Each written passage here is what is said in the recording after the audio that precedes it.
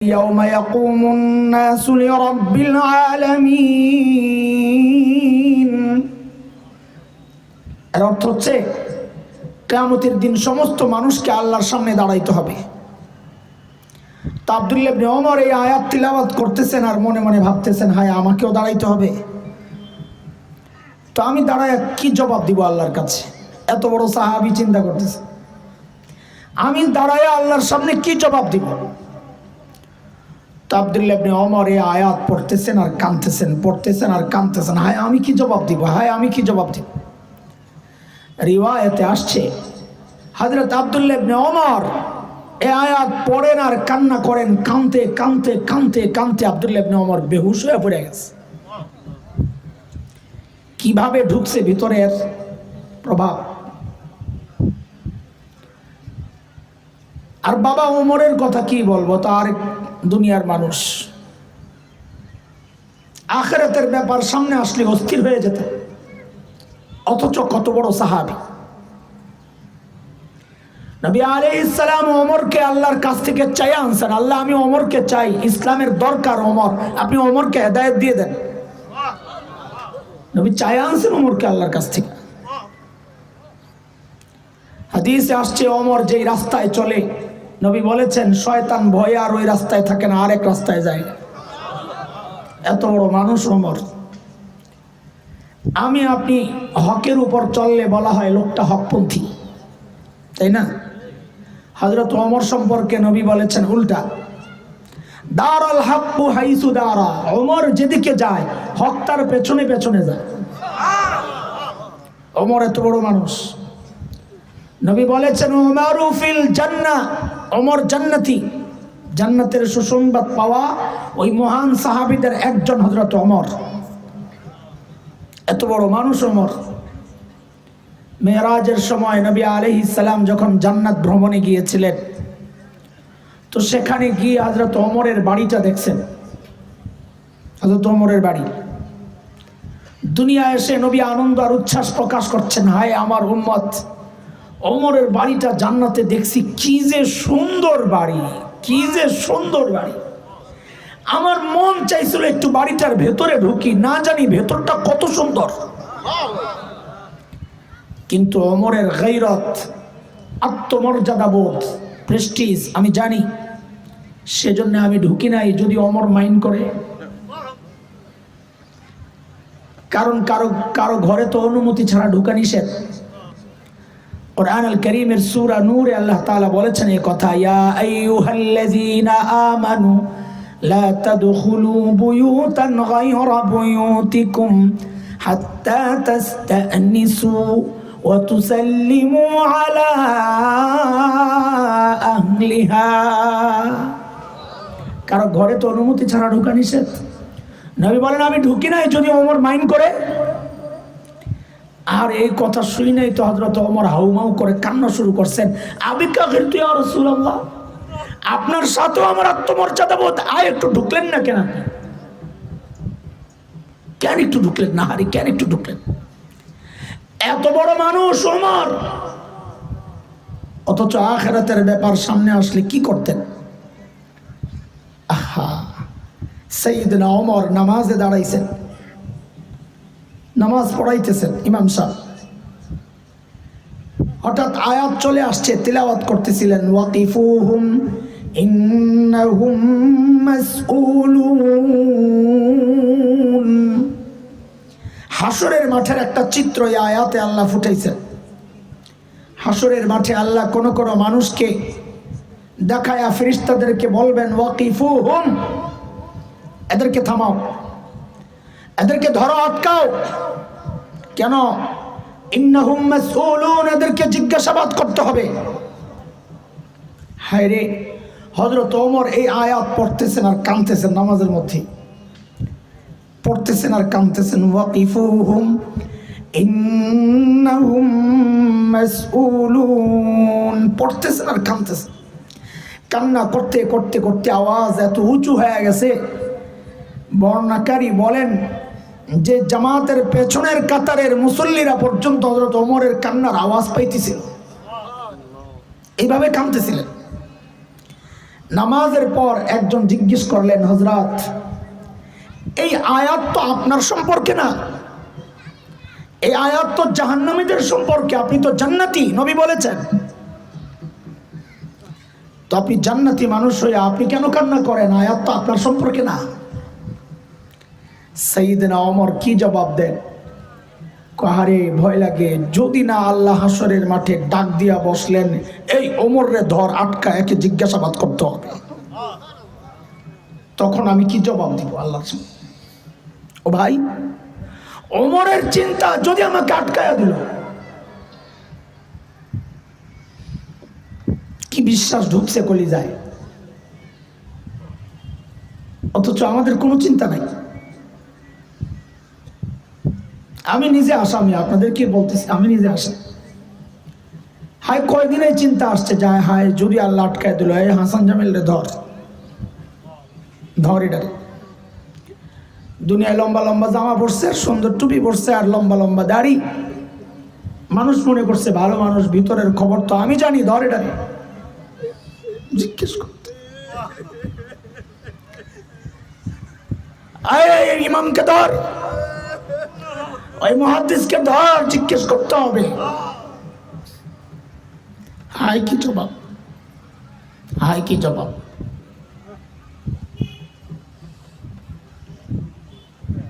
ওমরের চিন্তা।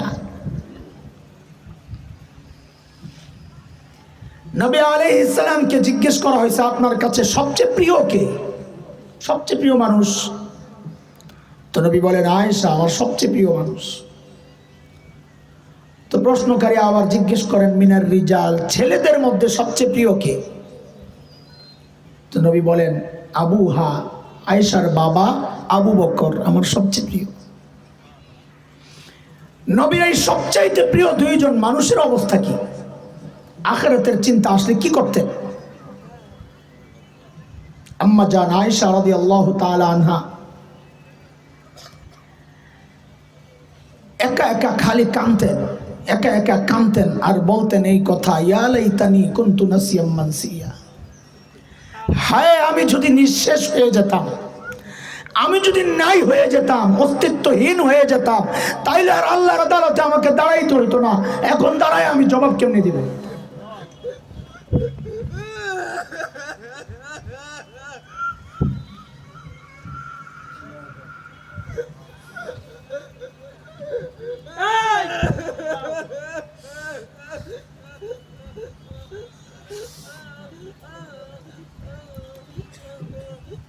আয় মালিক।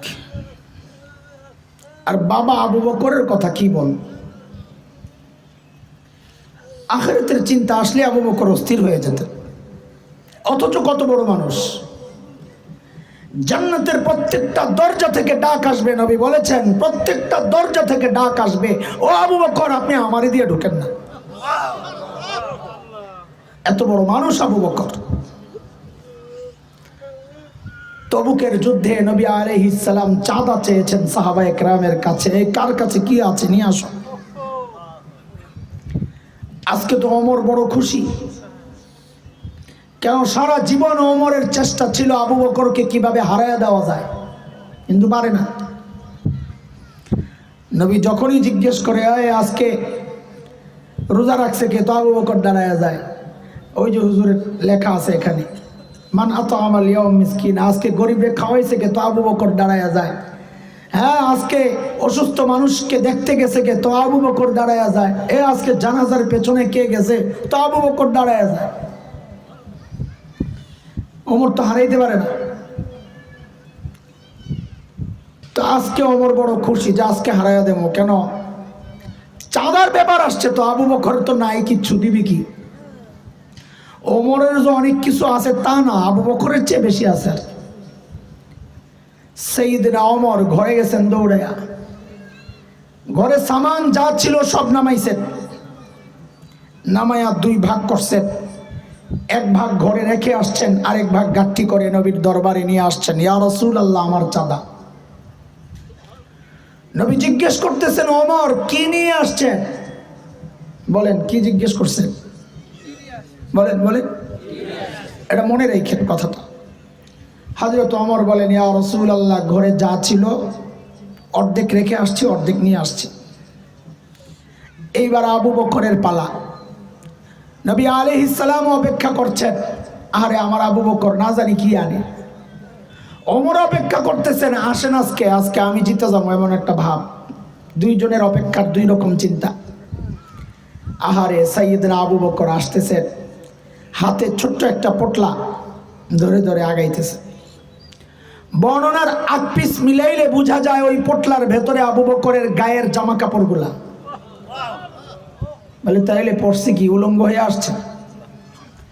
বর্ণনার এই অংশগুলো দুর্বল, তাও বলতেছি কেন? মুহাদ্দিসরা বলেছেন কারো মর্যাদা বলার ক্ষেত্রে দুর্বল বর্ণনা আনা যায়, সেজন্য বলতেছি, আবার ভুল বুঝেন না। ঘরে একটা চট ছিল বিছানোর জন্য, চট। সাইয়েদনা আবু বকর ওই চটটারে গায়ে দিছেন, উপর দিয়া ধরছেন পোটলাও হাতে, তো নিচে দিয়া তো ফাঁক হয়ে যায়, সতর খুলে যায়। তো কি করছেন, খেজুর গাছের কাটা দিয়া বুতাম বানাইছেন আবু বকর। নবী আলাইহিস সালামের সামনে পেশ করছেন, ইয়া রাসূলুল্লাহ, আমার চাঁদা। তো নবী জিজ্ঞেস করেন, আবু বকর, মা আবকাইতা লি আহলিক, ঘরে কি রেখে আসছেন? বলেন, কি জিজ্ঞেস করছেন? ঘরে কি রেখে আসছেন? ওমর তো প্রশ্ন শুই নাই, মন খারাপ হয়ে গেছে, আজকেও আমার জিতার কোনো সম্ভাবনা নাই। কেন? কারণ সেম প্রশ্ন যদি নবী করতেন, আমাকে যা করেছেন, তাইলে আমি জিতে যেতাম। যদি জিজ্ঞেস করতেন, এই আবু বকর কি নিয়ে আসছেন, তো আবু বকর বলতো, এই যে ছোট্ট পোটলা, এই যে পোটলা। তো ওমর বলতেন, আমার পোটলা বড়, আমি জিতে গেছি। কিন্তু নবী প্রশ্ন দোস্তের বেলায় ঘুরাইয়া জিজ্ঞেস করতেছেন, আবু বকর ঘরে কি রেখে আসছেন? ওমরকে গেছি আজকে হাইরা, কেন? আমি তো ঘরে অর্ধেক রাইখে আসছি, আবু বকর কিছু রাইখে আসছি বলে মনে হয় না।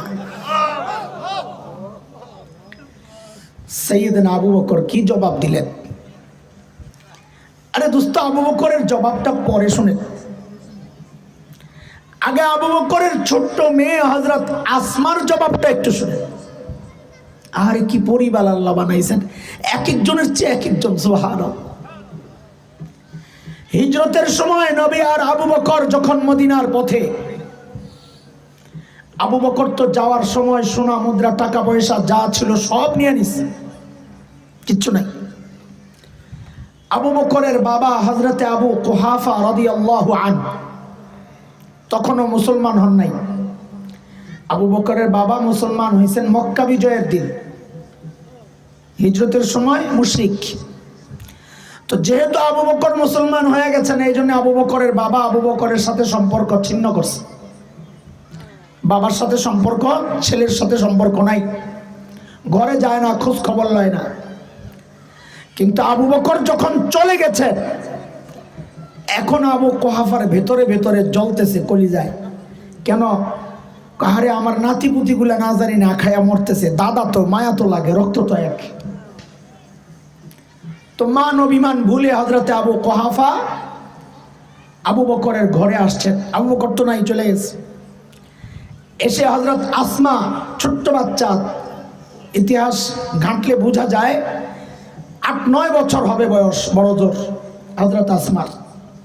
এই পিচ্চি ছোট্ট বাচ্চা। দাদা আবু কুহাফা ডাক দিয়ে জিজ্ঞেস করেন, আসমা, বাবা তো মনে হয় ঘরে কিছু রেখে যায় নাই, আম্মুকে জিজ্ঞেস করো না কি লাগবে।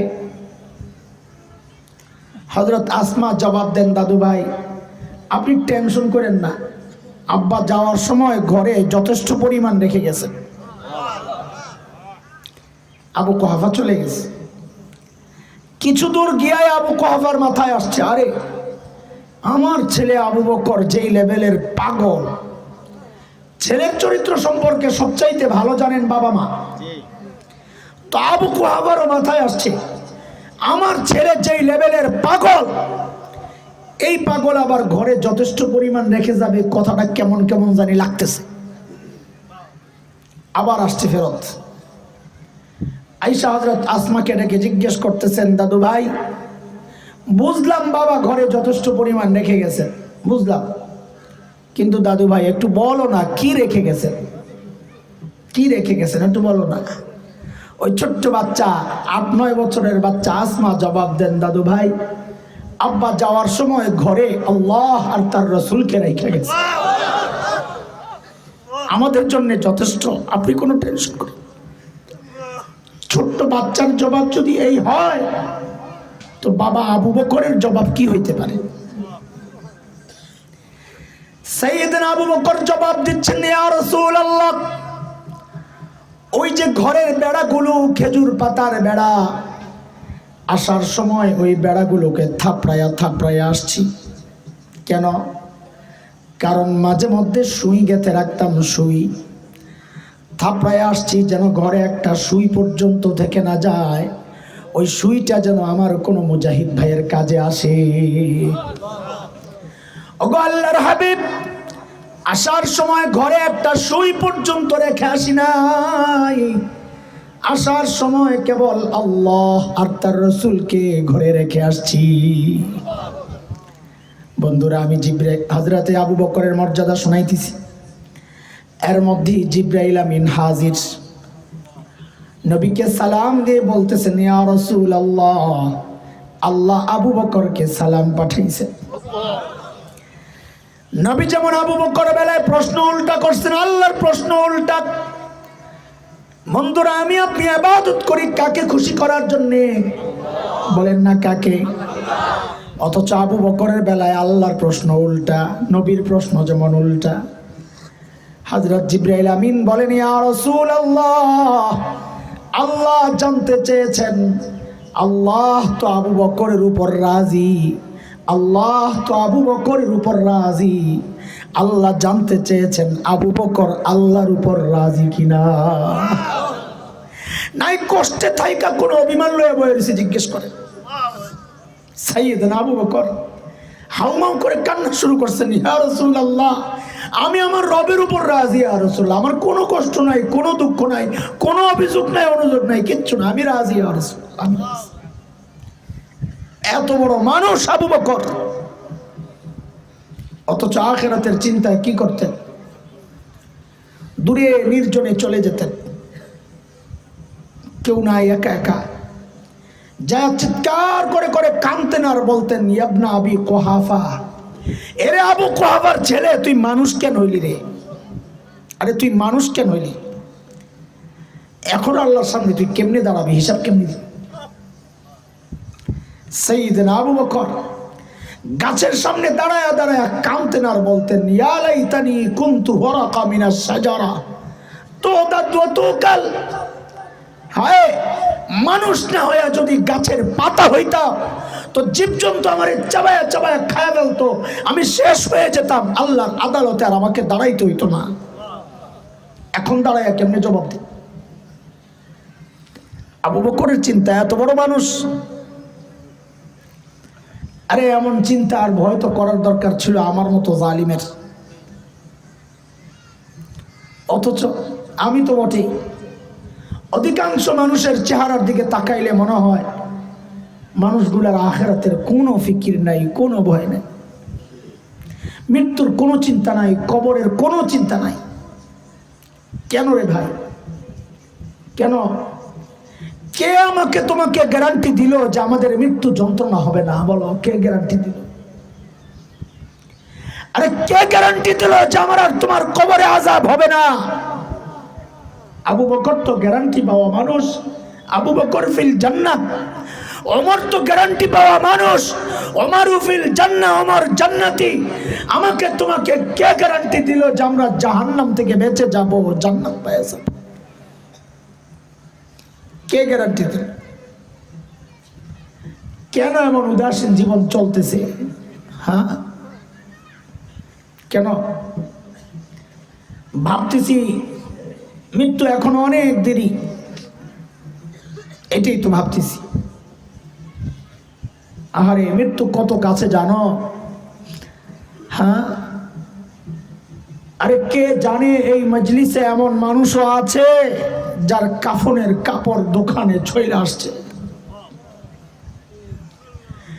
এমনও তো হইতে পারে কালকে খবর পাইতে পারে বয়ান করে গেল মাওলানা হাসান জামিল তো দুনিয়ায় নাই, এমনও তো হইতে পারে। কিসের ভরসা এইভাবে চলতেছি? আরে চুল পেকে সাদা হয়ে গেছে এখনো গুনাহ ছাড়তে পারি না, দাড়ি পেকে সাদা হয়ে গেছে এখনো গুনাহ ছাড়তে পারি না। কবে ছাড়বেন? আরে বাপ, আরে ভাই, আরে মা, কবে ছাড়বেন? কবে ছাড়বেন? অথচ মালিক ডেকে ডেকে বলতেছেন, সূরা হাদীদের মধ্যে আসছে, আলাম ইয়ানিনিল্লাযীনা আমানু আন তাখশা কুলুবুহুম লিযিকরিল্লাহ।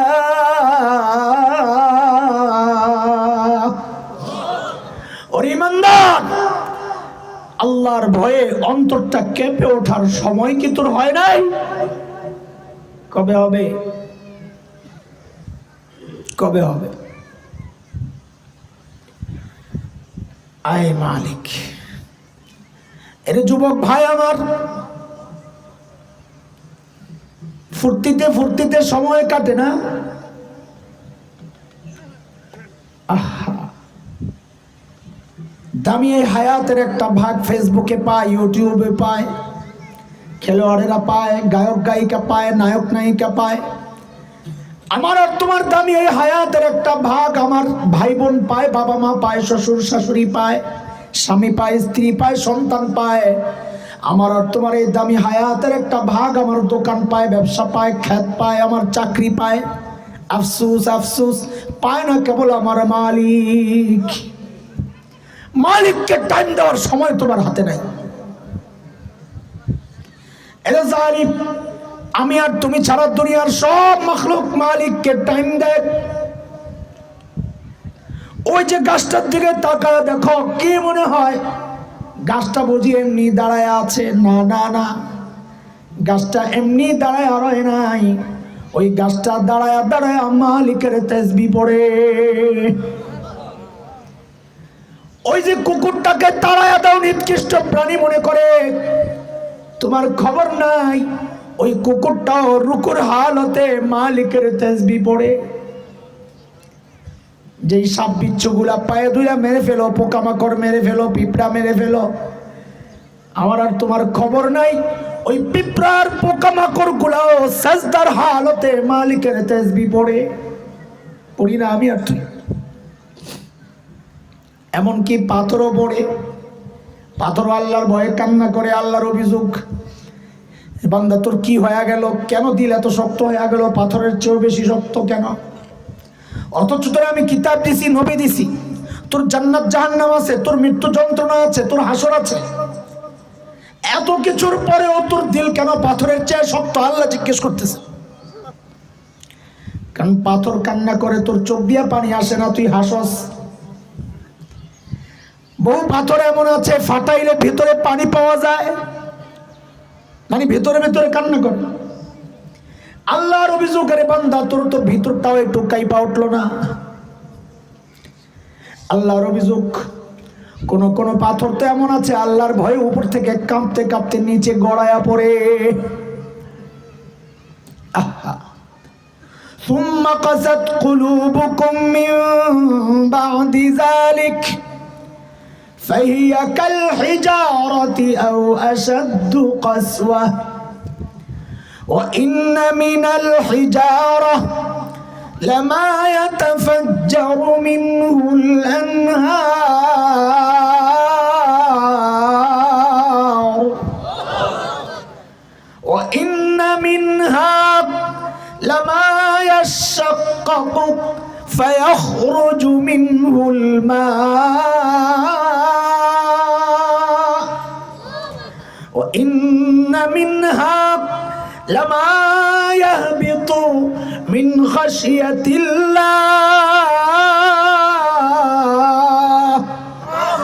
وما الله بغافل عما تعملون।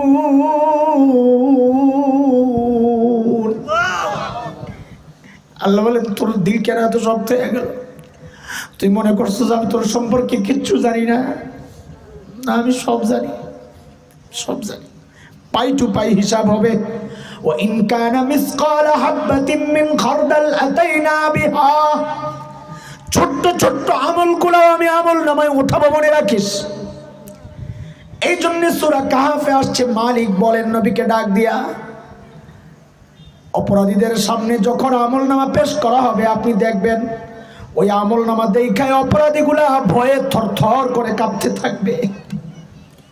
ওয়াউদিআল কিতাব ফাতারাল মুজরিমিনা মুশফিকিনা মিম্মা ফীহি, ভয়ে থরথর করে কাঁপবে আর বলবে মালি হাযাল কিতাব লা ইউগাদিরু সগীরাতান ওয়ালা কাবীরাতান ইল্লা আহসাহা। এটা কেমন আমলনামা, আমার একটা ছোট গুনাহ ছোট না, একটা বড় গুনাহ ছোট না, এখন আমার উপায় কি হবে? আয় মালিক। আরে যুবক ভাই, বুড়া বাবা, আরে যুবক খেয়াল কর, এখন শরীরে শক্তি আছে, ভাবতেছ অনেক টাইম পাইবা। এ আমার দিকে তাকায়া দেখ, পোড়া কপালের দিকে তাকায়া দেখ, একদিন আমার মতো কানবি কিন্তু লাভ হইব না। এখন আয়নায় যখন নিজের চেহারা দেখি কলিজাটা মোচড় দিয়া ওঠে। কেন? যখন দেখি হায়রে দাড়ি তো সাদা হয়ে গেছে, হায়রে চুল তো সাদা হয়ে গেছে, এখন উপায় কি হবে? এ বাবা, এরে মা, এই দাড়ি চুল সাদা মানি বুঝছেন নি আপনারা? এটার অর্থ কি? চূড়ান্ত সিগন্যাল। আল্লাহ আমাকে জানাইয়া দিয়েছিলেন আমার সামনে গাছের পাতা ঝরেছে। আল্লাহ বলেছিলেন রে হাসান জামিল, যে জিনিস ধরে ওই জিনিস ঝরে, তুইও একদিন ঝইরা যাবি। আমি সোজা হই নাই। আমার সামনে আল্লাহ সূর্যের ডুবাই আমারে সতর্ক করছিলেন, এরে হাসান জামিল, যেই জিনিস ওঠে ওই জিনিস ডুবে, তুই একদিন ডুবে যাবি। আমি সতর্ক হই নাই।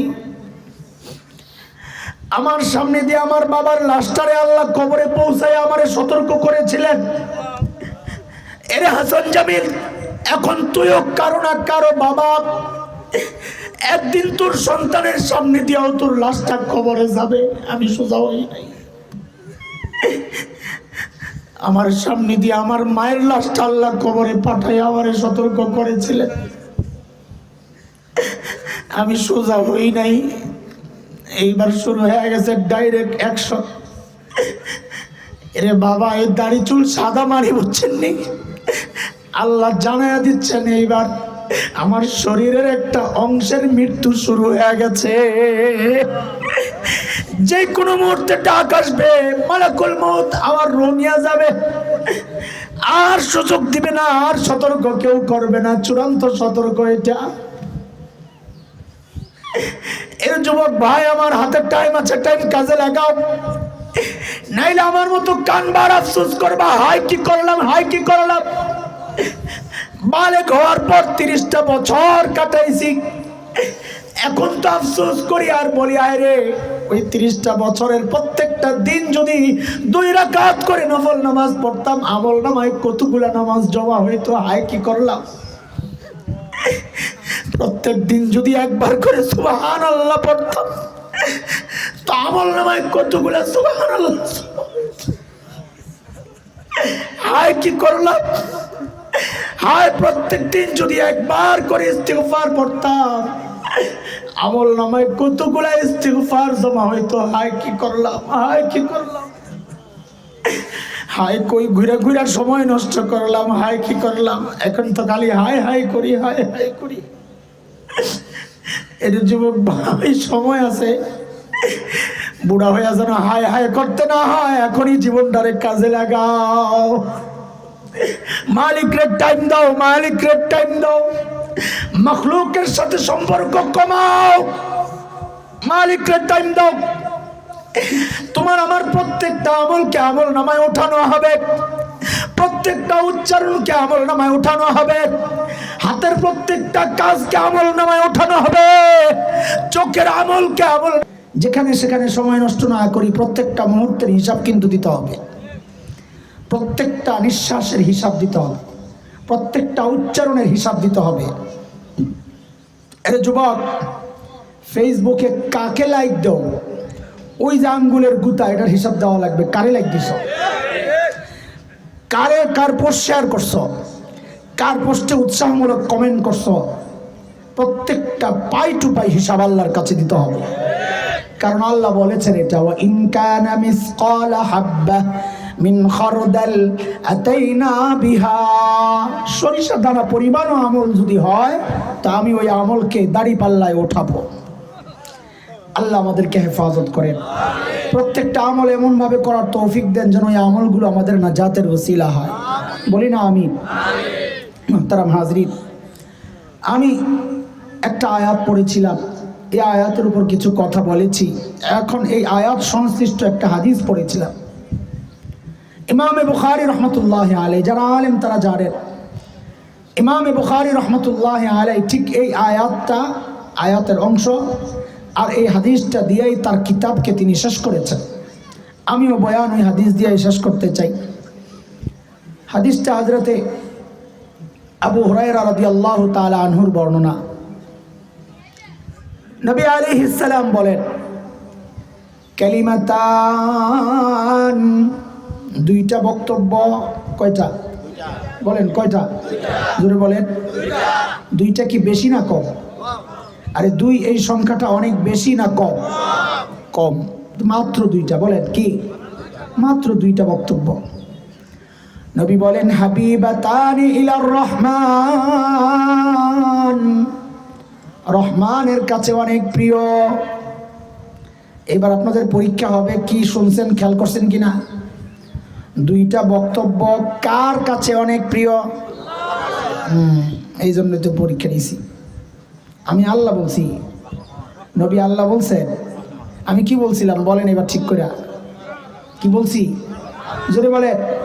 আমি তো আল্লাহ বলি নাই, নবীও আল্লাহ বলেন নাই, আমিও তর্জমায় আল্লাহ করি নাই। হাবিবাতানি ইলার রহমান, খেয়াল করে শুনেন, কার কাছে অনেক প্রিয়? রহমানের কাছে। কার কাছে? কার কাছে? এখন আপনি চিন্তা করতেছেন, হুজুর রহমান আর আল্লাহ তো একই সত্তা। প্রধানমন্ত্রী আর শেখ হাসিনা একই ব্যক্তি না? বলেন না, একই তো না? কিন্তু যখন প্রধানমন্ত্রী বলি তখন শুধু ব্যক্তি থাকে না, তার সাথে তার যে দায়িত্বটা আছে ওইটাও চলে আসে। শুধু আল্লাহ বললে আল্লাহর সত্তা বোঝায়, আর রহমান বললে আল্লাহর সত্তাও বোঝায়, সাথে আল্লাহর কিছু গুণ এটার সাথে চলে আসে। এজন্য শুধু আল্লাহ না, এখানে আমরা কি বলতেছি? রহমান। কেন? নবী আমাদেরকে জিতাইতে চাইতেছেন। কি করতে চাইতেছেন? মানে কি? রহমানের অর্থটা বুঝে নাকি? দেখেন, আল্লাহ তাআলার কোনো মন্ত্রী আসেনি, সচিব আসেনি, সহযোগী, নায়েব, কিচ্ছু নাই। হুকুমের গোলাম আছে। ফেরেশতারা কি? হুকুমের গোলাম। কুরআনুল কারীমের সূরা আত-তাহরীম আয়াত 6 আল্লাহ বলেন, লা ইয়াসুনাল্লাহা মা আমারাহুম ওয়া ইয়াফআলুনা মা ইউমারুন। ফেরেশতারা আল্লাহ যা বলেন তা করতে বাধ্য, এর ব্যতিক্রমের কোনো সুযোগ তাদের নাই, শক্তিও নাই। আল্লাহর হুকুমের গোলাম।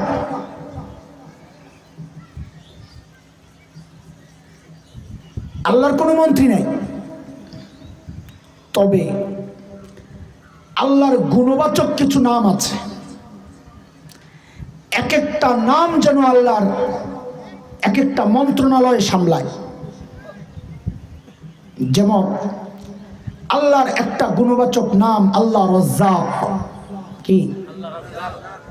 রাজ্জাক যেন দুনিয়ার খাদ্য মন্ত্রণালয় সামলায়। আল্লাহর কিছু গুণবাচক নাম আল্লাহ গফুর, আল্লাহ গফফার, আল্লাহ তাওয়াব, এগুলা যেন ক্ষমা মন্ত্রণালয় সামলায়। আল্লাহর কিছু গুণ আছে, আল্লাহ হাকিম, আল্লাহ মুকতাদির, আল্লাহ মুনতাকিম, আল্লাহ আজিজ, আল্লাহ জব্বার, আল্লাহ কাহ্হার, এগুলা যেন আইন আদালত বিচার মন্ত্রণালয় সামলায়। আল্লাহর কিছু গুণ আছে, আল্লাহ রহমান, আল্লাহ রহিম, আল্লাহ করিম, আল্লাহ লতিফ, আল্লাহ রউফ, আল্লাহ ওয়াদুদ, আল্লাহ জাওয়াদ, এগুলো যেন মায়া, দয়া, ভালোবাসা আর বোনাস, অনুগ্রহ, ত্রাণ এই সমস্ত মন্ত্রণালয় সামলায়। তো এক একটা গুণ যেন এক একটা মন্ত্রণালয় সামলায়। আল্লাহ আলাদা কোনো মন্ত্রী লাগে না। বুঝে আসছে না কথা? তো রহমানও এরকম একটা গুণবাচক নাম। কাকে বলে রহমান মানি? বলেন বলেন বলেন না। রহমান মানি কি? দয়ালু। দয়ালু এটা তো অর্থ করছেন, অর্থ। কাকে বলে এটা বলেন নাই। রহমান কাকে বলে শুনেন, বুঝেন, জবাব দিয়েন না না জানলে। রহমানের অর্থ একটু বুঝেন, তাইলে ওই হাদিস বুঝবেন। আগে রহমানের অর্থটা একটু বুঝেন। রহমান রহিম এই শব্দ দুইটা আসছে, শব্দ মূল হচ্ছে রহমত। কি? রহমা। আমরা বলি না আল্লাহ রহমত নাজিল করো, ওই রহমত থেকে রহমান আর রহিম। রহমত কাকে বলে? অর্থ কি? দয়া। এটাই তো বলবেন, কিন্তু কাকে বলে বললে আবার আটকায় যাবে। আলেমরা একরকম তর্জমা আপনাদেরকে হয়তো শোনায়, আমি একটু সহজে বলি, আপনারা সহজে বুঝেন। রহমত মানে কি, অর্থ কি, কাকে বলে? তো বলেন আমার সাথে, কাজ কম মজুরি বেশি। রহমতের অর্থ বলেন, কাজ কম। রহমতের অর্থ কি? মানে যতটুকু প্রাপ্য তার চেয়ে বাড়ায়া দেওয়া, এটা হলো রহমত। তাহলে রহমান আর রহিম কাকে বলবে? যিনি কাজ কম সত্ত্বেও মজুরি বাড়াইয়া দেন, যেই সত্তা বোনাস দেন। বোনাস কি দেন? সহজ কথা বলেন। রহমান আর রহিম কাকে বলে? ওই সত্তাকে বলে যিনি কি দেন? যতটুকু প্রাপ্য তার চেয়ে বাড়াইয়া দেন, মানে বোনাস দেন। বুঝে আসছে নি কথা? এটা একটা উদাহরণ দিয়ে বুঝেন।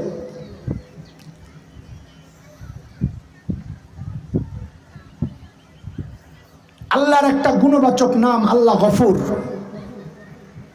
শুনছেন না? গফুর মানে বলেন না, ক্ষমাশীল, ক্ষমাকারী, যাই বলেন। আপনি জীবনে কাউরে ক্ষমা করেন নাই? কথা বলেন। আমি জীবনে কাউকে ক্ষমা করি নাই, তা আমরা কি গফুর? হ্যাঁ। তো আল্লাহর তর্জমা যে করলেন ক্ষমাশীল, তা আমিও তো ক্ষমা করছি, তা আমি তো গাফুর হবো না কেন? বুঝা গেল গাফুরের মধ্যে স্পেশাল আলাদা কিছু আছে। সেই আলাদা জিনিসটা কি? এই জন্য আমাদের বড়রা বলেন, আল্লাহর গুণবাচক নামগুলোর ভেতরে ঢুকে যাও, ভেতরের মজা স্বাদ আহরণ করে করে মজা লও, আল্লাহর সাথে সম্পর্ক গাঢ় হবে। এই যেমন ধরুন গফুর, তর্জমা তো করতেছি ক্ষমাশীল, অথচ গফুর মানে কি খালি ক্ষমাশীল? আহা, গফুরের অর্থ একটু শোনাই আপনাদেরকে। দুনিয়ার মানুষ অপরাধীকে খুঁজে শাস্তি দেওয়ার জন্য। কিসের জন্য? অপরাধীকে কেন খোঁজে? শাস্তি দেওয়ার জন্য। আর গফুর ওই সত্তা যিনি অপরাধীকে খুঁজেন মাফ করার জন্য। বুঝে আসছে কথা? বলে কত মাফ করবেন, কত মাফ করবেন? তাহলে এই প্রশ্ন মানি হচ্ছে আপনি গফুর চিনেন নাই। শয়তান যখন আল্লাহকে চ্যালেঞ্জ করে বলেছে, আল্লাহ, সূরা আরাফ আয়াত 16, আল্লাহ আমি আপনার বান্দাকে গোমরাহ করতেই থাকবো, করতেই থাকবো, করতেই থাকবো, করতেই থাকবো। আল্লাহর জবাবের ঢংটা ছিল এমন, শব্দগুলো না। এই শয়তান কি বললি? তুই আমার বান্দারে গোমরাহ করতেই থাকবি, করতেই থাকবি, করতেই থাকবি? নালে হ্যাঁ। বলে এই শয়তান তোর কথা কি শেষ? এই শয়তান তোর কথা কি শেষ? আল্লাহর জবাবের ঢংটা এমন। তো শয়তান বলে হ্যাঁ আমার কথা শেষ। তো এইবার আল্লাহ জবাব দেন, এরে শয়তান তোর কথা যদি শেষ হয় তো এইবার আমারটা শোন। তোরটা তো শেষই, এবার আমারটা শোন। তো বলেন, তুই আমার বান্দারে গোমরাহ করতেই থাকবি, করতেই থাকবি, করতেই থাকবি না, আমিও আমার বান্দারে মাফ করতেই থাকবো, করতেই থাকবো, করতেই থাকবো। তুই কত গুনাহ করাবি করা, আমিও মাফ করতেই থাকবো, করতেই থাকবো, করতেই থাকবো। আল্লাহু আকবার। বলে কত মাফ করবেন? আমি তো অনেক গুনাহ করছি, আমারও কি মাফ করে দিবেন? আল্লাহ তাআলা নবী আলাইহিস সালামের মাধ্যমে আমাদেরকে জানায়া দিয়েছেন, নবী আমার বান্দারে জানায়া দেন, আমার একজন বান্দার গুনাহ যদি আসমানে যায় ঠেকে কোন জায়গায়, এত গুনাহ গোটা দুনিয়া ভরতে ভরতে ভরতে ভরতে যায় আসমানে লাগছে। আল্লাহ তাআলা বলেন লা উবালি, আমার কোনো পরোয়া নাই, ওই বান্দা যদি আমার কাছে মাফ চায় আমি তার জীবনের সব গুনাহ মাফ করে দিব। আহা, তারপরও এক বুড়া বাবার ভিতরে কেমন কেমন জানি লাগতেছে, গুনাহ করছি 80 বছর, একবারে মাফ করে দিব, কেমন কেমন জানি লাগে। বাজান, আপনি গফুর চিনেন নাই, আপনি গফুর চিনেন নাই। গাফুর মানি খালি বুঝছেন লোক ক্ষমাশীল, কিন্তু আসলে গফুর চিনেন নাই। কম্পিউটারের শক্তি আপনি বিশ্বাস করেন, আপনি আপনার গফুরের শক্তিকে বিশ্বাস করেন না। বলে মানে কি বলতে চান? হ্যাঁ, আমি কম্পিউটারের কিছু সিস্টেম এখন বলবো, যারা কম্পিউটার চালাও বা জানো বুঝো, আমার সাথে আমি যদি সঠিক বলি তো চিল্লায়া বলবা ঠিক, তো ওই বুড়ারা বিশ্বাস করবে যারা কম্পিউটার বুঝে না। মনে থাকবো তো ইনশাল্লাহ? হ্যাঁ, ভুল করো না আবার সময় মতো। এক লোকের চাকরি হচ্ছে খালি বসে বসে টাইপ করে, নাম টাইপ করে। এক কোম্পানির চাকরি করে, 1 বছরে নাম টাইপ করছে 1 লক্ষ কোটি। কত কত? ওই কোম্পানির চাকরি করছে সে 50 বছর। কত বছর? আচ্ছা এবার বলো তো, 50 বছরে সে প্রতি বছর যদি 1 লক্ষ কোটি নাম টাইপ করে, তো 50 বছরে কত লক্ষ কোটি নাম টাইপ করছে? 50 লক্ষ কোটি। কত কত কত? এই 50 লক্ষ কোটি নাম লিখতে লাগছে কয় বছর? তাইলে 50 লক্ষ কোটি হচ্ছে 50 বছরের আমল, তাই না? হ্যাঁ, আরে কথা বোঝা আসছে? ঠিক আছে কথা। কোম্পানি থেকে অর্ডার আসছে, একটা নাম ডিলিট করে দাও। তো সিস্টেম কি, একটা নাম ক্লিক করে নিচে ডিলিট টিপ দিলে একটা গায়েব হয়ে যায়। কথা কও, আগে না শিখাই আনলাম? সময় মতো ঠিক বলবা, নাহলে আবার বিশ্বাস হারায় যায়। জোরে কও, ঠিক কিনা? সামনে ভুল করবা না। কোম্পানি থেকে অর্ডার আসছে 10টা নাম ডিলিট করে দাও। সিস্টেম কি, 10টারে ক্লিক করে নিচে ডিলিট টিপ দাও, 10টা গায়েব। ঠিক আছে কথা? কোম্পানি থেকে অর্ডার আসছে সবগুলা নাম ডিলিট করে দাও। সিস্টেম কি, ডিলিট টিপ দিলে একটা লেখা আসে অল ডিলিট। আসে অল ডিলিট মানে হলো আপনি কি সবগুলো মুছতে চান? তা আপনি নিচে একটা লেখা আসে ওকে, হ্যাঁ আমি সবটি মুছতে চাই। ওকে টিপ দিলে কয়টা গায়েব হয়? কত লক্ষ কোটি? কত লক্ষ কোটি? 50 লক্ষ কোটি। লিখতে লাগছে কয় বছর? তো 50 বছরের আমল কম্পিউটারে সিস্টেম আছে, অ্যাক্টিভ দিয়ে গায়েব করা যায়, মোছা যায়, ডিলিট করা যায়। হায় আল্লাহ, আমার আর আপনার হাতের বানানো কম্পিউটারে যদি অ্যাক্টিভ দিয়া 50 বছরের আমল গায়েব করা যায়, আপনি আপনার গফুর রবের ক্ষমতাকে তার চেয়ে দুর্বল মনে করছেন? গফুর রব কি আমার আর আপনার আমল নামায়, গুনার আমল নামায় অল ডিলিটেড টিপ দিয়া আমাদের 80 বছরের গুনাহ একবারে মাফ করতে পারেন কি পারেন? এটা অবাক করার কি আছে? কম্পিউটার যদি পারে, আল্লাহ পারবো না? বলেন, কম্পিউটার বানাইছি আমি, আমার ক্ষমতা আমি দেখাইছি, অ্যাক্টিভ দিয়ে অল ডিলিট করা যায়। আল্লাহ আরো শক্তিশালী ভাবে, আরো যদি বেশি হয় তাও আল্লাহ অ্যাক্টিভ দিয়ে কাম সারতে পারেন কি পারেন না? আচ্ছা, আমি কিন্তু রহিম বুঝাইতেছি, রহমান বুঝাইতেছি, কথা শেষ হয় নাই। খেয়াল করেন, মনোযোগ দেন, একদম চুম্বক কথাগুলো আসছে, এখন শেষ করে দিব। কষ্ট হইতেছে না আপনাদের গরম দিয়া? না বলেন কেন? হ্যাঁ বলেন। কষ্ট না হইলে সব কম পাইবেন তো? বলেন না, কষ্ট হইতেছে, কিন্তু দিনের জন্য কষ্ট করতে রাজি আল্লাহ। হ্যাঁ, না হইলে তো আল্লাহ তো কষ্ট বাঁচতে যায়, সব পেয়ে না যায়। এটা নবীদের তরিকা না। কষ্ট হইলে বলা আল্লাহ, আল্লাহ কষ্ট পাইতেছে। হযরত আইয়ুব আলাইহিস সালামের অসুখ হয়েছে, তো কি কইছে? আল্লাহ খুব ভালো আছি, এটা বুঝছেন? বলছেন রব্বি আন্নী মাসানিয়াদ-দুররু ওয়া আনতা আরহামুর রাহিমিন। আল্লাহ আমি বিপদে আছি, আপনি আরহামুর রাহিমিন, একটু রহম করেন। এটা হচ্ছে নবীর সুন্নাত। বিপদে বললে বলা, কষ্ট পাইলে বলা, আল্লাহ কষ্ট পাইতেছি তবে দ্বীনের জন্য আপনি রহম করেন, তাইলে না আল্লাহ খুশি হবে। যাই হোক, এক আল্লাহর বান্দা ওয়াজ থেকে এই বাড়িতে গেছে, যাই একা একা আল্লাহর সাথে কথাবার্তা শুরু করে দিয়েছে। ফোন লাগাইছে আল্লাহরে, হ্যালো আল্লাহ, ইয়াস আল্লাহ, ওয়াজে শুনে এলাম আপনি বলে গফুর, কাহা আপনার কাছে মাফ চাইলে বলে আপনি একবারে সব গুনাহ মাফ করে দেন, কাহা আল্লাহ আমি ভুল করছি, জীবনে অনেক গুনাহ করছি, আর করবো না, আল্লাহ আপনি আমার মাফ করে দেন। দেন না তো আল্লাহ দিছি, যা সব মাফ। মাফটা লই আল্লাহ, কথা শেষ হয় নাই, কি কথা রয়েছে? হাসান জামিল হুজুর কইছে আপনি বলে রহিম, আপনি বলে বোনাস দেন, কি আর আপনি কি দেন? হুজুর কইছে আপনি বলে বোনাস দেন, আপনি বলে রহিম, রহিম মানে বলে যে বোনাস দেয়। কাহা ঠিকই তো কইছে।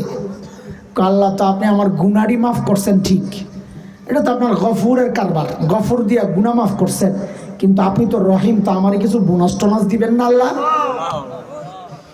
তো আল্লাহ কহ বোনাসের কথা আমি কোরআনে আগেই জানায় রাখছি, তুই যা কোরআন পড়া দেখ, সূরা ফুরকানের মধ্যে আল্লাহ আগেই জানায় রাখছেন বোনাসের কথা কি, ইল্লা মান তাবা ওয়া আমানা ওয়া আমিলা আমালান সালিহা ফাউলাইক ইউবাদদিলুল্লাহু সাইয়্যাতিহিম হাসানাত। আল্লাহ বলেন যে প্রকৃত তওবা করবে আর বিশ্বাস রাখবে আমি ক্ষমা করবই, আর নেক আমল চালু করে দিবে। আল্লাহ বলে আমি তার সমস্ত গুনাহগুলা মাফ করে দিব। শুধু কি তাই, যেই কয়টা গুনাহ করছিল ওই কয়টা গুনাহকে সরায়া ঠিক ওই কয়টা নেকি আমি তার আমলনামায় ঢুকায়া দিব। বলে কেন এই ডাবল ডাবল কেন? তো আল্লাহ বলেন কারণ ওয়াকান আল্লাহু গফুরার রহিমা, আমি আল্লাহ গফুর, গফুর দিয়া সব গুনাহ মাফ, আমি আল্লাহ রহিম, রহিম দ্বারা গুনাহগুলারে সরাইয়া ঠিক ওই কয়টা নেকি বোনাস দিয়ে দিছি। তাইলে এই আয়াত দিয়ে কি বুঝলাম? রহিম দ্বারা কি পাওয়া যায় বলেন না? আরে কি পাওয়া যায়? যতটুকু প্রাপ্য তার চেয়ে বেশি পাওয়া যায়। চলেন ওই যে হাদিসটা শোনাইছি ওই হাদিসের কাছে যাই আবার। নবী বলেন কালিমাতান হাবিবাতান ইলার রহমান, দুইটা বক্তব্য, কয়টা? রহমানের কাছে অনেক প্রিয়। কার কাছে বলেন না? কার কাছে? রহমানের কাছে খুব প্রিয়।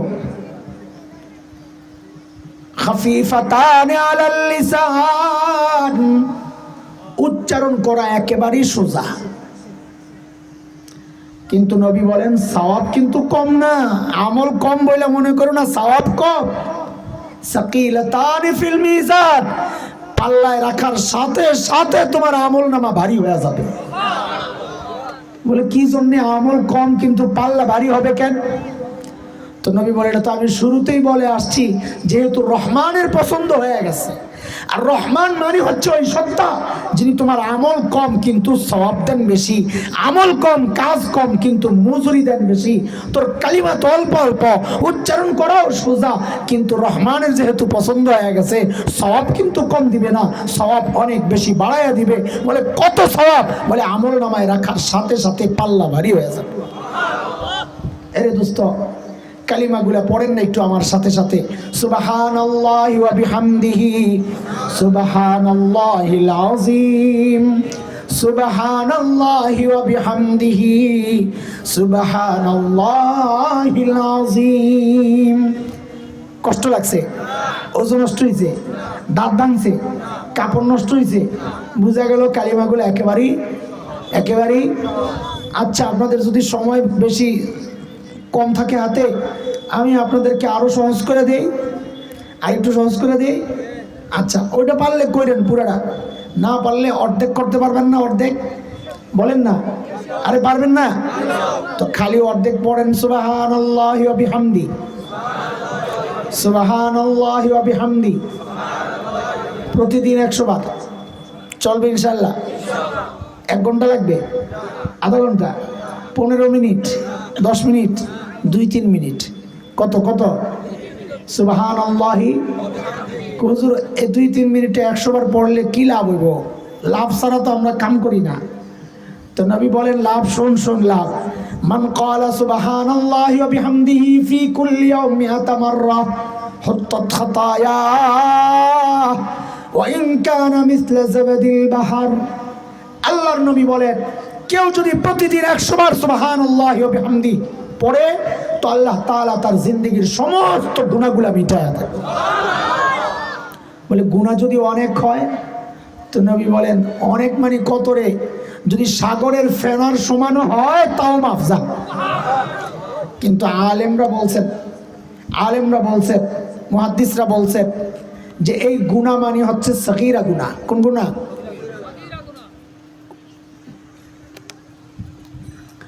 কবিরা গুনার জন্য তওবা রাখবে। কবিরা গুনার জন্য আলেমরা যা বলে আমরা মানি না, এই কথাও মানছি যে ঠিক আছে সগীরা গুনাহ মাফ হবে, ঠিক আছে সমস্যা নাই। কিন্তু আমগো মাথায় কি বুদ্ধি কম, একটু চালাকি করে একটু পেস লাগাই দেই। আরে দেমুনি আপনাকে পক্ষে কথা কইতেছি ভাই, কোন পেস লাগাই দেবো একটু? হ্যাঁ, খুশি লাগে না? আরে পেস লাগামো একটু। আলেমরা তো কইলো এগুলো দিয়ে সগীরা গুনাহ মাফ হয়, আমরা তো মেনে রয়েছি, আমরা তো আলেমকে বিরুদ্ধে যাই না। আপনি 200 বার পড়বেন। কয়শো বার? আরে কথা বলেন, কতবার? 200 বার। কতবার? কেন হুজুর? কয় 200 বার পড়াই আল্লাহরে ফোন লাগাইবেন, হ্যালো, তা আল্লাহ তো সাথে সাথে জবাব দেয়। কাল্লাই যে 100 বার লন পাইছি বুঝা। আরে ঠিক আছে, এবার আমার সমস্ত সগীরা গুনাহগুলো মাফ করে দেন এগুলো দিয়া। নবী করছে, কয় যা দিলাম মাফ। তাহলে আমল নামায় আর সগীরা গুনাহ আসেনি, পুরো পরিষ্কার। তো 100 দিয়া তো সগীরা গুনাহ মাফ হয়, ঠিক আছে, সব পরিষ্কার হয়ে গেল। তো আল্লাহ আমার আমল আরো রয়ে গেছে 100, এই যে আরো 100 রয়ে গেছে, পড়ছি কয়শো? তো আল্লাহ যদি জবাব দেন যে সগীরা গুনাহ তো নাই, এখন কি মাফ করবো? আল্লাহ তাইলে এটি দিয়ে কবিরা দিয়ে মাফ করে দেন, নাই যেহেতু সগীরা করবেন কি আপনি? এটা কিছু করা লাগবে তো। আল্লাহু আকবার কয় না? আল্লাহ বলেন নাই, সিস্টেম নাই, আমি ওগুলো দিয়ে সগীরা গুনাহ মাফ করি। আলেমরা ব্যাখ্যা দিছে, শুনোস নাই? বলে হ্যাঁ, আলেমকে কথাও শুনছি, মানছি, বিশ্বাস করছি, আপনার ক্ষমতাও বিশ্বাস করি। আপনি সগীরা গুনাহ মাফ করার ক্ষমতা যেমন রাখেন, আপনি চাইলে এই তাসবিহগুলো দিয়ে আমার কবিরা গুনাহ মাফ করার ক্ষমতাও রাখেন। তা আপনি মাফ করে দেন না, আল্লাহ কি আপনি দেন না? আচ্ছা, যদি এটাও কষ্ট হয় তো আরো কমায় দেয়। হ্যাঁ, ব্যস্ত মানুষ আপনারা, খালি সুবহানাল্লাহ যান, বলেন বলেন বলেন বলেন, খালি সুবহানাল্লাহ বলেন। বলে হুজুর এটা বললে কি হবে? তো নবী বলেন যে দুনিয়ায় একবার সুবহানাল্লাহ পড়ে আল্লাহ সাথে সাথে জান্নাতে একটা গাছ লাগাইয়া দেন। এই যে এইবার যারা পড়ছে এগো গাছ আরেকটা লাগছে, আরেকটা, আরে লাগছে আরেকটা, আরেকটা, আরেকটা, আরেকটা, আরে লাগছে আরেকটা। আরে লাগাও না গাছ লাগাইতে থাকো, লাগাও। আল্লাহু আকবার। এই এদিকে তাকা, গাছটা কয় হাত দরকার? 20 হাত হলে চলবো তোমার? কথা কয় না, 20 হাত হলে চলবো? বেটা একটু একটা সুবহানাল্লাহ পড়ছে, 20 হাত গাছ দেবো, বলে চলবো না। আর তোমার 50 হাত চলবো? জালেম, আপনার কত? 200 হাত চলবো? 200 চলবো না, আপনার 500 চলবো? গাছটা যদি 500 হাত হয় চলবো না? বাপরে, ঠেলা কত দেখো না। হ্যাঁ, আপনার 1000 হাত চলবো? আল্লাহ যা দেয়, মাশাআল্লাহ। আপনি কত দিলে খুশি? আল্লাহ। নবী কয় শোন, আল্লাহর হাবিব বলেন কেউ যদি একবার সুবহানাল্লাহ পড়ে আল্লাহ জান্নাতে এমন একটা গাছ লাগায়া দেন। হাদিসে কয়েক রকমের শব্দ আসছে। এক রিওয়ায়াত আসছে নবী বলেন আরবের একটা প্রচন্ড স্পিডে চলা ঘোড়া যদি ওই গাছের গোড়ায় দৌড়ায়, নবী বলেন দৌড়াবে 100 বছর দৌড়াবে, গাছের গোড়া দৌড়ায় শেষ করতে পারবে না। লাগছে তো আরেকটা,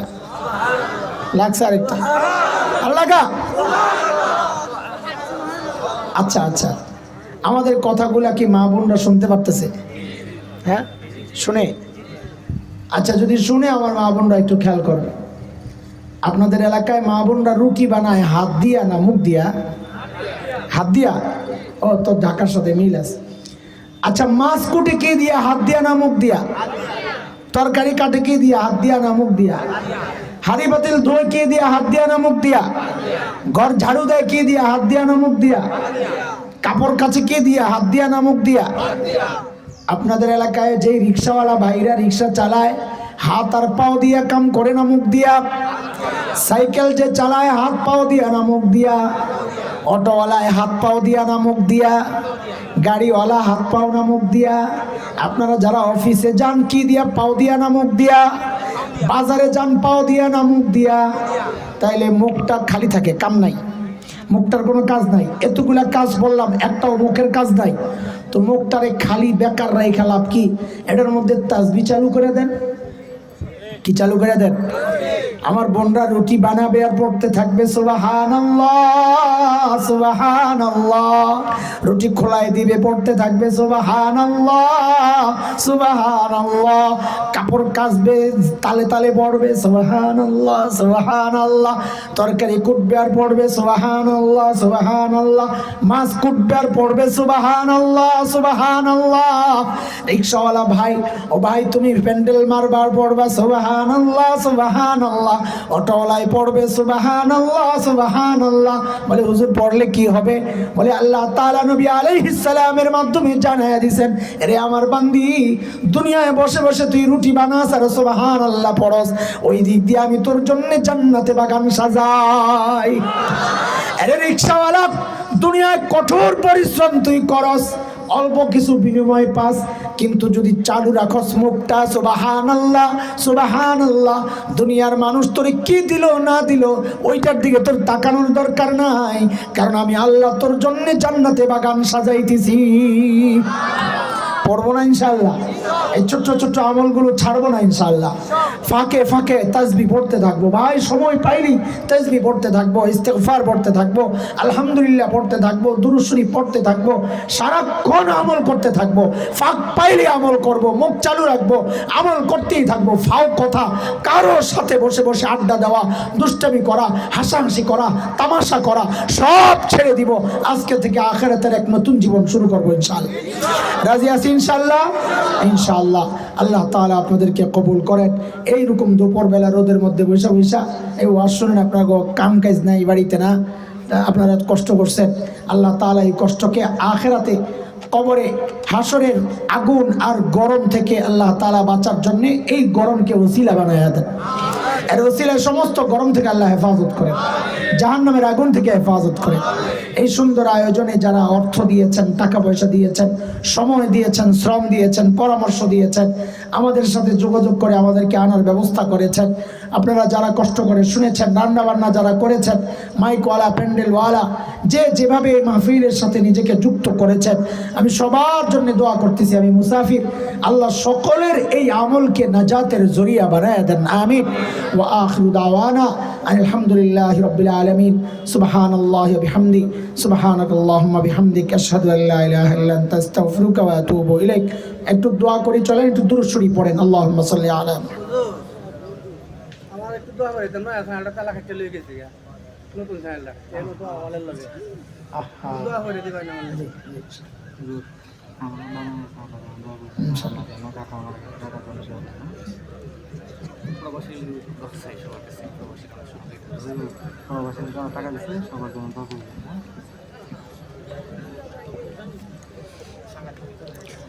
اللهم صل على سيدنا محمد عبدك ورسولك، وصل على المؤمنين والمؤمنات والمسلمين والمسلمات. ربنا ظلمنا أنفسنا وإن لم تغفر لنا وترحمنا لنكونن من الخاسرين. يا رب البيت العتيق، أعتق رقابنا ورقاب آبائنا وأحبابنا وأزواجنا وذرياتنا من النار. রব্বুল আলামিন আল্লাহ দীর্ঘ সময় মালিক কাজের এই সময়ে ব্যস্ততার এই টাইমে এই মানুষগুলো আপনাকে ভালোবাসার কারণে রোদের মধ্যে এসে বসেছেন দ্বীনের কথা শোনার জন্যে। আল্লাহ আমরা জানি আমাদের আমলগুলো ত্রুটিমুক্ত নয়, মালিক আপনার গফফার গুণের বরকতে ভুলগুলো ক্ষমা করে আমলগুলোকে কবুল মঞ্জুর করে নেন। রব্বুল আলামিন আল্লাহ কোটি কোটি গুণ সওয়াব বাড়াইয়া এই আমলের বরকতে আমাদের দাদা দাদি, নানা নানি, শ্বশুর শাশুড়ি, আত্মীয় স্বজন, পাড়া প্রতিবেশী, ভাই বারাদার আল্লাহ যারা ঈমান সহ কবরবাসী হয়েছেন, মালিক প্রত্যেকের কবরকে জান্নাতের টুকরা বানায়া দেন আল্লাহ। মৌলা কারীম আল্লাহ খাস করে আমাদের যাদের মা নাই বাবা নাই আল্লাহ কবরে কি অবস্থায় আছেন জানি না মালিক, শুধু এইটুকু জানি ওই মা বাবার ওসিলায় আপনাকে চিনেছি গো মালিক। ওই মা বাবার ওসিলায় আপনার কুদরতি পায়ে সেজদা করি মালিক। ওই মা বাবার ওসিলায় আপনার কালামের তিলাওয়াত করি আল্লাহ। ছোটবেলায় দেখেছি বাবা একটা দামি জামা পরেন নাই, মা একটা দামি জুতা পরেন নাই, আমাদের উজ্জ্বল ভবিষ্যতের চিন্তা করি। ঘরে ভালো কোনো খাবার তৈরি হলে আমাদের মুখে না দিয়া যারা কোনোদিন খান নাই, ওই মা বাবা কবরে শুয়ে আছেন আল্লাহ, কি অবস্থায় আছেন জানি না আল্লাহ। আমাদের আমলগুলোর ওসিলায় আমাদের সকলের মা বাবার কবরগুলোকে জান্নাতের টুকরা বানায় দেন আল্লাহ। আল্লাহ জান্নাতি বিছানা, জান্নাতি খাবার, জান্নাতি পোশাকের ব্যবস্থা আপনি করে দেন আল্লাহ। অনেকেই তাদের মা বাবার জন্য দোয়া চেয়েছেন আল্লাহ, সকলের মা বাবার কবরগুলোকে জান্নাতের টুকরা বানায় দেন আল্লাহ। আপনজনের কবরকে জান্নাতের টুকরা বানায় দেন আল্লাহ। আমাদের যাদের মা বাবা বেঁচে আছেন আল্লাহ সুস্থ সুন্দর নেক হায়াত ঈমানি জিন্দেগি দান করেন আল্লাহ। মৌলা কারীম আল্লাহ আমাদের সন্তানদেরকে নেককার মুত্তাকি বানায় দেন আল্লাহ। দুনিয়ার পেরেশানির কারণ বানায়েন না, আখিরাতের আযাবের কারণ বানায়েন না, আমাদের নাজাতের সুপারিশ করনেওয়ালা বানায় দেন আল্লাহ। মৌলা কারীম আল্লাহ আমাদের সন্তানদেরকে সব রকমের পেরেশানি, অসুস্থতা, রোগ বালা থেকে, ফিতনা থেকে, বিশেষ করে দাজ্জালি ফিতনা থেকে আপনি হেফাজত করেন আল্লাহ। আমাদেরকেও হেফাজত করেন আল্লাহ। আমাদের মধ্যে যারা অসুস্থ আল্লাহ আপনি সুস্থতার নিয়ামত দিয়ে দেন আল্লাহ। যারা ঋণগ্রস্ত ঋণ থেকে মুক্তি দিয়ে দেন আল্লাহ। কৃষকের ফসলে বরকত দিয়ে দেন, অভাবী মানুষের অভাব দূর করে দেন মাওলা কারীম আল্লাহ। ব্যবসায়ীর ব্যবসায় বরকত দিয়ে দেন আল্লাহ। চাকরিজীবীর কারবারে বরকত দিয়ে দেন আল্লাহ। বেকার ভাইদের কাজের ব্যবস্থা করে দেন আল্লাহ। যেই ঘরে অশান্তি চলছে মালিক ওই ঘরে শান্তি কায়েম করে দেন আল্লাহ। আপনার রহমত দ্বারা ওই ঘরকে আপনি বেষ্টন করে নেন মালিক। মাওলা কারীম আল্লাহ এই সুন্দর আয়োজনে অর্থ দিয়ে, সময় দিয়ে, শ্রম দিয়ে, পরামর্শ দিয়ে আল্লাহ যারা সহযোগিতা করেছেন, বিশেষ করে যেই সমস্ত প্রবাসী ভাইরা এই সুন্দর আয়োজনে নিজেদের রক্ত পানি করা ওই অর্থ দিয়ে সহযোগিতা করেছেন আল্লাহ আপনি তাদের দিলকে শান্ত করে দেন আল্লাহ। এই আমলকে নাজাতের জরিয়া বানায় দেন আল্লাহ। এই আমলের ওসিলায়, এই সহযোগিতার ওসিলায় তাদের জান মালে আপনি বরকত দান করেন, ঈমানে আমলে বরকত দান করেন আল্লাহ। মাওলা কারীম আল্লাহ বড় আশা নিয়ে হাত পেতেছি আল্লাহ। সকলের খবর তো আমার জানা নাই, নিজের খবর বড় জানা। এত গুনাহ, এত গুনাহ, এত গুনাহ আল্লাহ, এত গুনাহ, হাত পাততেও তো লজ্জা লাগে, ভয় হয়। ভরসা একটাই, যেই মালিকের গোলামি করি ওই মালিকের নাম তো গফফার। যেই মালিকের গোলামি করি ওই মালিকের নাম তো রহমান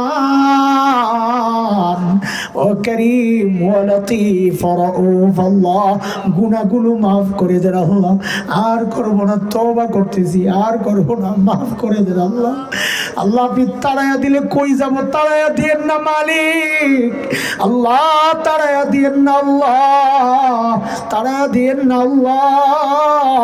তাড়াইয়া দিলে কই যাব গো মালিক আল্লাহ। তাড়াইয়া দিলে আমাদের শত্রু, চির শত্রু শয়তান খুশি হয়ে যাবে, আর মাফ করে দিলে আপনার প্রিয় হাবিব খুশি হয়ে যাবেন গো মালিক আল্লাহ। আপনার হাবিবকে খুশি করার জন্য হলেও আমাদের জীবনের গুনাহগুলো আপনি মাফ করে দেন আল্লাহ।